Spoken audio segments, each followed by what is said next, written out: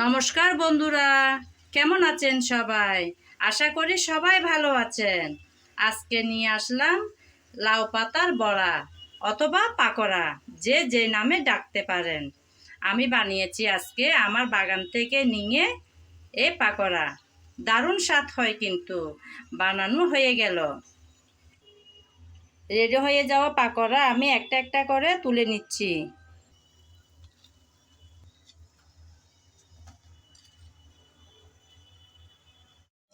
Ready হয়ে যাওয়ার পর এখন খাবার পালা। আমি সস দিয়ে পরিবেশন করলাম।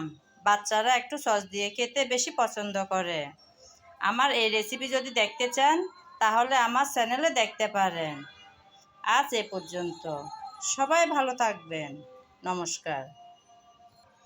ভিডিওটি ভালো লাগলে একটা লাইক দিতে ভুলবেন না।